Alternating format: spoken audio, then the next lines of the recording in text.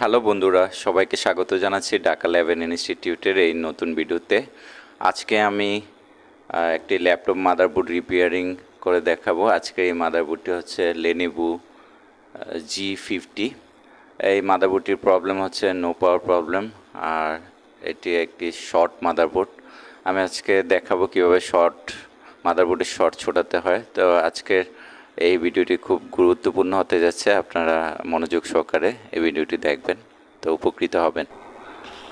আমরা আগে এখানে ডায়াগ্রামটা দেখে নিই যে আসলে শর্টটা কিভাবে হয়েছে। তো আমরা এখানে দেখলাম যে এখানে আমাদের একটা একেবারে কানেক্টরের সাথে চার্জিং পোর্টের পাশে একটা মসফেট, এখানে আমরা শর্ট পেয়েছি। এবং দ্বিতীয় মসফেট একটা এসি ফেট, একটা আরবি ফেট থাকে, অ্যাডাপ্টার কারেন্ট ফেট এবং আরবি রিভার্স ব্লকিং ফেট থাকে। আর এখানে একটা রেজিস্টার থাকে, রেজিস্টারে আমরা শর্ট পেয়েছিলাম মাদারবোর্ডে। তো রেজিস্টারটাকে সিএলআর বলা হয়, অর্থাৎ কারেন্ট লিমিটিং রেজিস্টার এটাকে বলা হয়। এখান থেকে এটা হইতেছে পাওয়ার সোর্স, এখান থেকে 19 ভোল্টটা সব জায়গায় চলে যায়। তো আসলে আমরা এখানে বুঝলাম যে আমাদের যে মাদারবোর্ডটি, এই মাদারবোর্ডের আসলে 19 ভোল্টের শর্ট আছে, 19 ভোল্টের লাইনে। সো আমরা এখানে যত জায়গায় 19 ভোল্ট গেছে প্রত্যেকটা জায়গায় আমরা এই শর্টটা পাবো।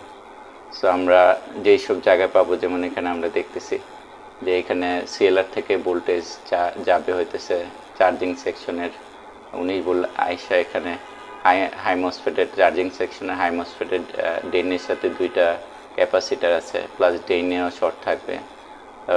র্যাম সেকশনে থাকবে ক্যাপাসিটার, এখানে হাই মসফেটের ড্রেনে থাকবে 355 ভোল্ট আইসি, প্রত্যেকটা এরকম প্রত্যেকটা সেকশনে যেসব। একটু আগে আমি ডায়াগ্রামটি দেখলাম, ওইভাবে আমরা যদি দেখি যে এটা কীভাবে আসলে আসছে। প্রথমে পজিটিভ হয়ে তারপর হইতেছে দুইটা মসফেট আমরা দেখেছি এর আগে, একটা এসি ফেট এবং আরবি ফেট। তো এসি ফেট হয়ে তারপর আরবি ফেটে যাবে, আরবি ফেট থেকে মসফেটের ওই প্রান্ত থেকে চলে যাবে হইতেছে সিএলআরে, এটা সিএলআর। তো সিএলআরের থেকে বিভিন্ন সেকশনে চলে যাবে। এটা হইতেছে 19 ভোল্টের লাইন। এখান থেকে দেখে এটা বোল্টিন সেকশনে বলা হয়। তো মেইন হইতেছে এই বোল্টিন সেকশনটা, এখান থেকে চলে যাবে সমস্ত সেকশনে 19 ভোল্টের সেকশনে আর কি। সো আমরা এটা অনেক গুরুত্বপূর্ণ। তারপরে আমরা যে জিনিসটা সম্ভবত হইতে পারে যে এই বোল্টিন সেকশনে শর্ট থাকতে পারে, আবার এমনও হইতে পারে যে আদার যে সেকশনগুলো আছে, charging section, 355 volt section, RAM section, BRM section, আরও দু একটা সেকশন, ওই সেকশন থেকে শর্টটা এটা আসতে পারে। ওই 19 ভোল্ট সেকশন যেহেতু ওইখানে 19 ভোল্ট চায়, 19 ভোল্ট, তো ওইখান থেকে শর্টটা আসতে পারে। মোট কথা হচ্ছে যে এই বোল্টিন সেকশনে 19 ভোল্ট যেসব জায়গায় গেছে, এখান থেকে শুরু করে যে কোনো এক জায়গায় শর্টটা আছে। তো আমরা এখানে দেখতেছি যে এটা হইতেছে র্যাম সেকশন।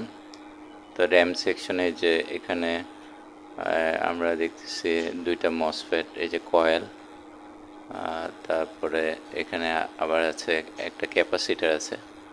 তো এখানে আবার দেখতেছি যে 3 ভোল্ট 5 ভোল্ট সেকশন। সো এই 3 ভোল্ট 5 ভোল্ট সেকশনে খুবই গুরুত্বপূর্ণ নো পাওয়ার সিকোয়েন্স। এখানে শর্ট থাকতে পারে, এই শর্ট থাকলে, এখানে শর্ট থাকলে এটাও ফুল 19 ভোল্টের লাইনে শর্ট দেখাবে। যেমন এটা হইতেছে লো মসফেট, দুইটা থাকে, একটা হাই মসফেট, একটা লো মসফেটের সোর্স গ্রাউন্ড থাকে, তারপর কয়েল হয়, ক্যাপাসিটার হয়, ভোল্টেজটা যায় র্যাম স্লটে। তো এটা হইতেছে হাই মসফেট, পাশেরটা লো মসফেট, এটা হাই মসফেট আবার কানেক্টেড ইয়ের সাথে, ওই ক্যাপাসিটার দুইটা আছে এখানে, পিএফ নন পোলার, ওটার সাথে কানেক্টেড। সো আমরা এখানে দেখি যে এখানে শর্ট আছে কিনা। হ্যাঁ, এখানে 0 দেখাচ্ছে, বিপ দিচ্ছে। এই যে আমরা এখানে দেখবো যে 0 দেখাচ্ছে, মানে এখানে শর্ট আছে। তো আসলে হইতেছে বোল্টিন সেকশনে যে 19 ভোল্টের লাইনে যে কোনো এক জায়গায় শর্টটা থাকলে যে পুরা লাইনেই শর্টটা দেখাবে। তো এখানে আমরা দেখতেছি শর্ট আছে। সো এখানে যে কোনো লাইনে 19 ভোল্ট যে জায়গায় গেছে সব জায়গায় আমরা শর্ট পাবো। হ্যাঁ, যে কোনো জায়গায় আমরা যাই সেই জায়গায় এই শর্টটা খুঁজে পাবো। সো আমাদের এখন আমরা যে কাজটি করব, ভোল্টেজ ইনজেক্ট করব। হ্যাঁ, 19 ভোল্ট।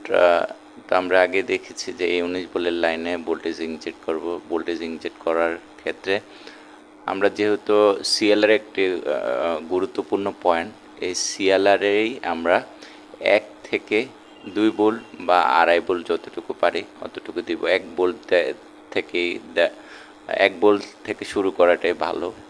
তো আমরা 1 ভোল্ট থেকে যতটুকু সম্ভব অতটুকু দেখব যে কত এম্পিয়ার হয়, এম্পিয়ারের উপর ডিপেন্ড করে যা গরম হয় কিনা। তো আমরা এখানে এখন ভোল্টেজটা ঢুকাবো। সেক্ষেত্রে আমরা একটা সিএলআরে সোল্ডারিং করব যাতে করে পজিটিভ ভোল্টেজটা ঢুকানো যায়। সো সিএলআরে যে কোনো এক সাইডে সোল্ডারিং করলে হবে, একটা আলগা একটা তার ঢুকালে, যাতে করে আমরা যে ডিসি মেশিন আছে ওই ডিসি মেশিনের পজিটিভ লাইনটা যাতে করে আমরা এই তারের ভিতরে লাগাতে পারি, এর জন্য দেখা যায় সিএলআর। আর আমরা আর নেগেটিভ লাইনটা ডিসি মেশিনে লাগাবো যে এখানে গ্রাউন্ড আছে ওই গ্রাউন্ডে আর কি। তো এটা আমাদের গুরুত্বপূর্ণ। এই সিস্টেমেই আসলে আমরা সবচেয়ে জনপ্রিয় সিস্টেম শর্ট ছোটানোর ক্ষেত্রে।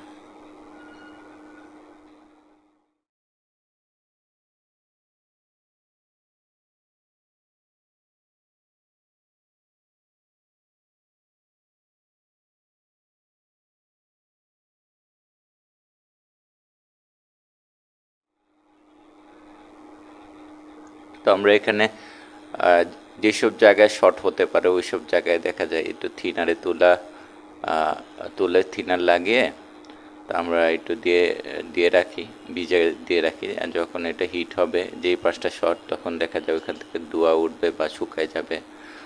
তো আমরা এখন লাগালাম নেগেটিভটা গ্রাউন্ডে লাগালাম, আর এখন পজিটিভটা লাগাই দিলাম। যে আমরা একটা কেবল এক্সট্রা কেবল সোল্ডার করছি সিএলআর ওইখানে লাগাই দিলাম।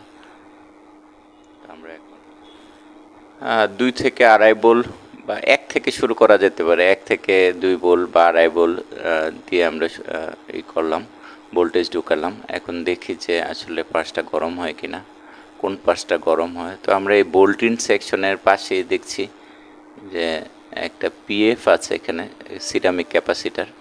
তো এটা গরম হইতেছে এবং দেখাচ্ছে যে তো আমরা এই পিএফটা দেখছি যে গরম হচ্ছে, ধোঁয়া উঠছে। তো এখানে শর্ট মনে হচ্ছে, এই পাশটা শর্ট হওয়ার কারণে হিট হবে, হিট হচ্ছেও তাই। তো আমরা যদি এই পাশটা চেঞ্জ করে আশা রাখি আমাদের শর্ট চলে যেতে পারে। তো আমরা এখন একটু দেখি মাইপা যে পাশটা শর্ট কিনা। তো আমরা এই শর্ট যদি এটা এমনিতে এখানে শর্ট, এখন আমাদের কি করতে হবে, হট গান দিয়ে এটা আমাদের পাশটা তুলতে হবে। হ্যাঁ, তোলার পর যদি শর্টটা চলে যায় তাহলে আমরা ভাববো যে আসলে এই পার্সটাই খারাপ ছিল। তো আমাদের ল্যাপটপ অন হয়ে যাবে। তো আমরা হট গান দিয়ে এটা তুলি।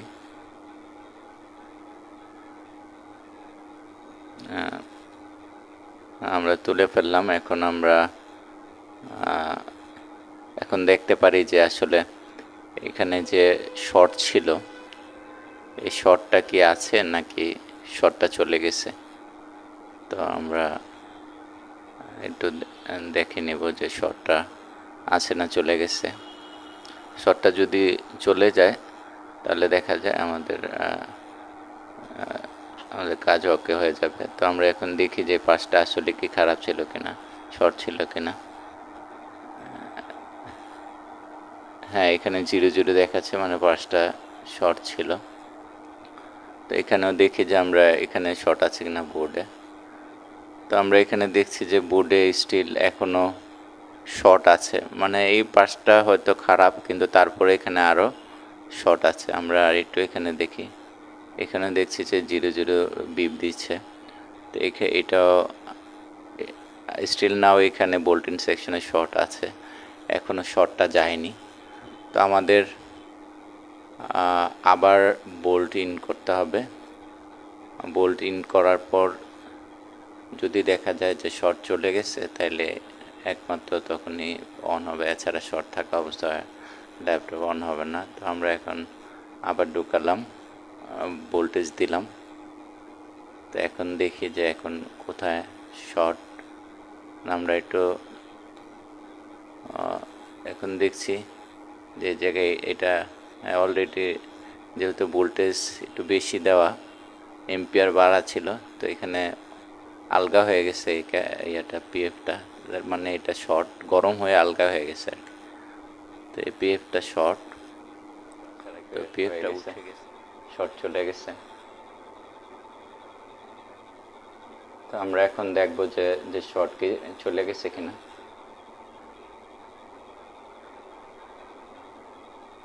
এখন শর্ট চলে গেছে। এখন আমরা দেখতেছি যে